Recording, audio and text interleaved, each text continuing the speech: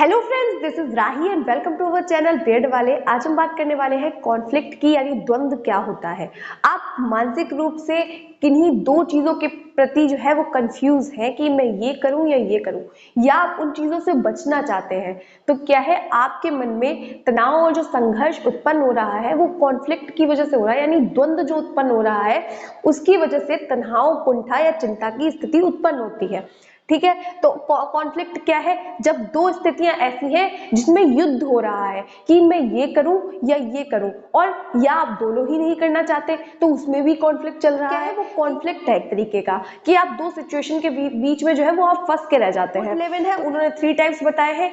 बाद में जो हॉलैंड थे और सीयर्स थे, उन्होंने इसको दोबारा से रिवाइज किया और 4 टाइप बताए हैं, यानी 4 प्रकार बताए हैं कॉन्फ्लिक्ट के। उसके अकॉर्डिंग अगर हम देखें तो अगर आपको ग्रीन और येलो कलर पसंद है और आप दुकान पे यानी शॉप पे जाते हैं और आपको दोनों ही कलर मिल जाते हैं, तो भी आपके मन में एक द्वंद्व पैदा होगा कि मैं ये वाला ले लूं या ये वाला ले लूं। ठीक है, तो क्या हुआ, आपके पास दोनों पॉजिटिव चीजें आ गई, तो आप उसमें भी कॉन्फ्लिक्ट हल्का सा लगेगा, लीस्ट है। ठीक है, स्ट्रेसफुल कैसा है? लीस्ट है, यानी आपको थोड़ा कम कॉन्फ्लिक्ट मतलब द्वंद्व आपके मन में उत्पन्न होगा, लेकिन द्वंद्व उत्पन्न होगा। ठीक है, तो क्या है, पॉजिटिव नेगेटिव भी होते हैं, नेगेटिव नेगेटिव भी होते हैं, और पॉजिटिव पॉजिटिव भी होते हैं। तो अब हम देखें कि जैसे जो सबसे पहले अगर हम कॉन्फ्लिक्ट की बात करें तो किसने बताया था, तो एएस लूरिया थे जिन्होंने सबसे पहले कॉन्फ्लिक्ट का अध्ययन किया था। कब? 1932 में। उसके बाद कुर्ट लेविन आए जिन्होंने क्षेत्र अधिगम का सिद्धांत दिया। इस थ्योरी को भी हम जल्दी पढ़ेंगे। ठीक है, तो उन्होंने कब दिया? 1935 में। उन्होंने क्या द्वंद्व के प्रकार बताए थे? द्वंद्व के इन्होंने 4 प्रकार बताए जो कुर्ट लेविन है। उन्होंने पहला बताया था उपागम उपागम द्वंद्व, यानी अप्रोच अप्रोच कॉन्फ्लिक्ट।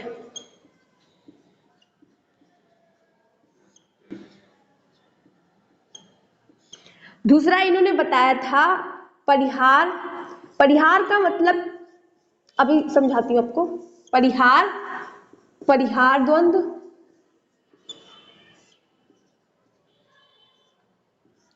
तीसरा है उपागम और परिहार द्वंद्व।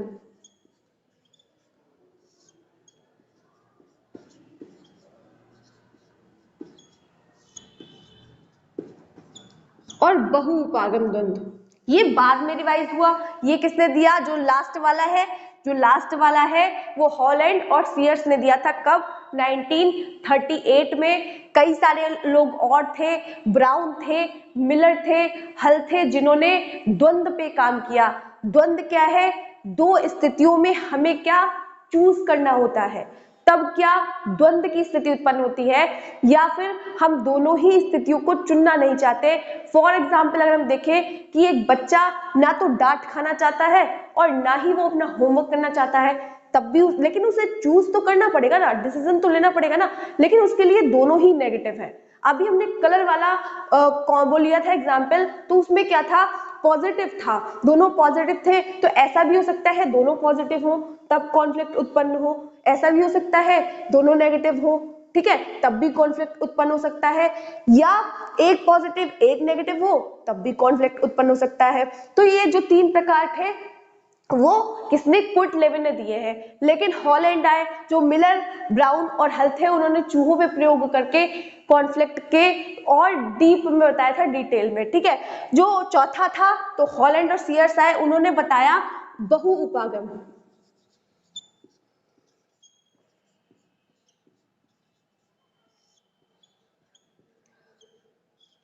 ठीक है, बहु उपागम में क्या होगा? एक किसी स्थिति की कई सारी सिचुएशन हो सकती हैं, और ऐसे ही नेगेटिव की भी किसी एक स्थिति में कई सारी चीजों में हमें चूज करना पड़ेगा।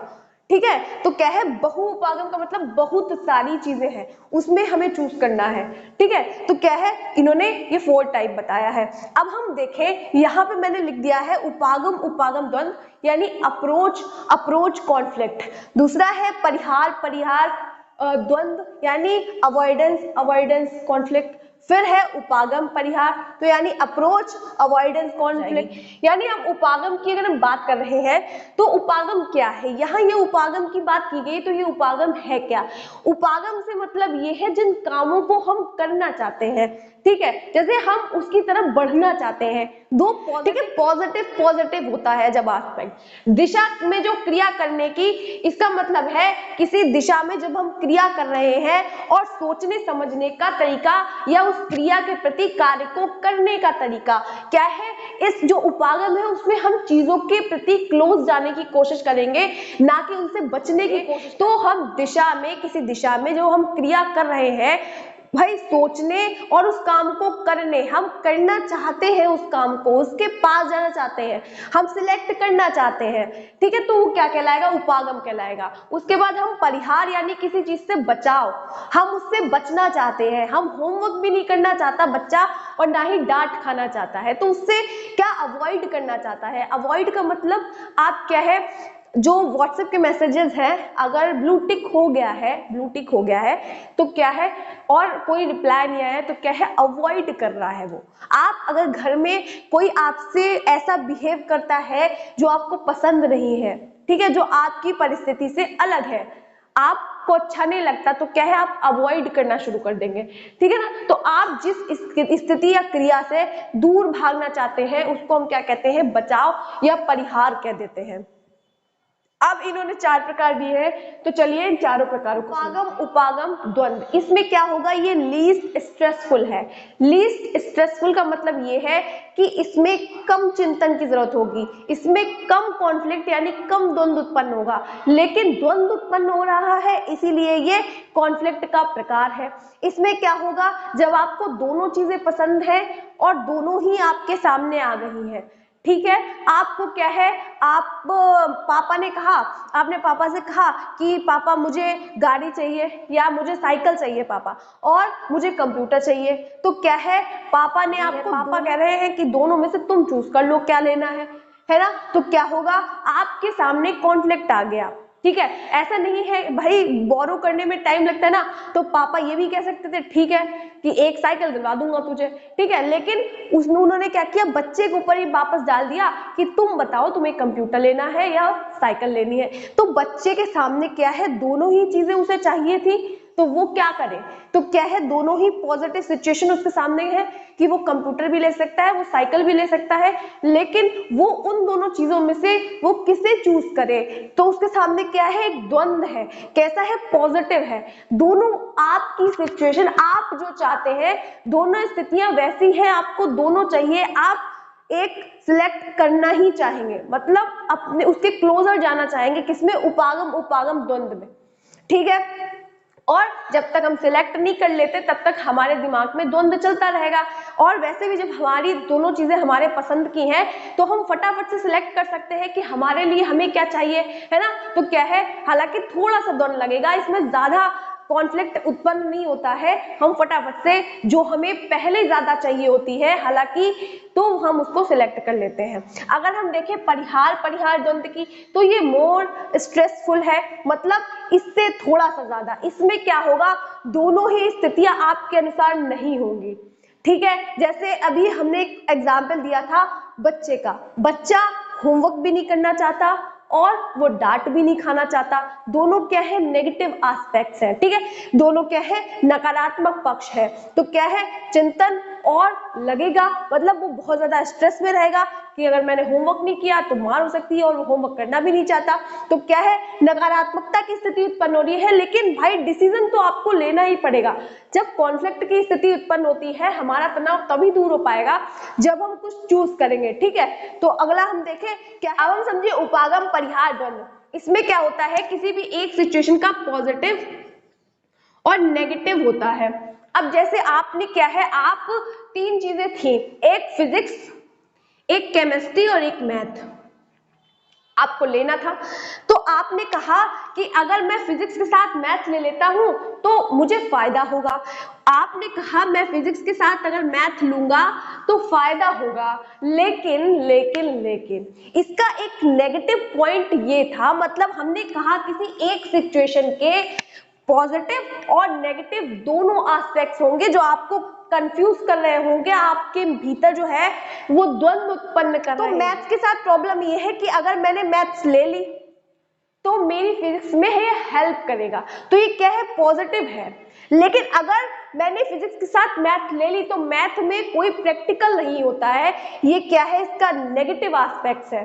तो ये आपके भीतर कॉन्फ्लिक्ट चलवा रहा है कि अगर हमने मैथ्स ले ली तो फिजिक्स तो अच्छी हो जाएगी, ये तो पॉजिटिव साइड हो गया, लेकिन अगर हमने मैथ्स ली तो उसमें प्रैक्टिकल तो होता ही नहीं है, क्योंकि फिजिक्स और केमिस्ट्री में प्रैक्टिकल के नंबर मिलते हैं।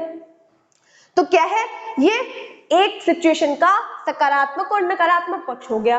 ठीक है, अगला देखते हैं, ये क्या है, कॉम्प्लेक्स सिचुएशन है। इसमें भी आप क्या है, थोड़ा बहुत मतलब इन दोनों से ज्यादा कॉन्फ्लिक्ट यहाँ पे उत्पन्न होगा।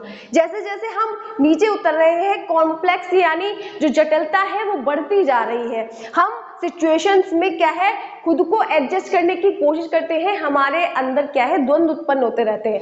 बहुउपागम द्वंद्व की बात करें, एक जब मैं छोटी थी तो मैंने कविता पढ़ी थी कि पापा कहते बनो डॉक्टर, मम्मी कहती इंजीनियर, दीदी कहती इससे अच्छा बनो तुम कलेक्टर, है।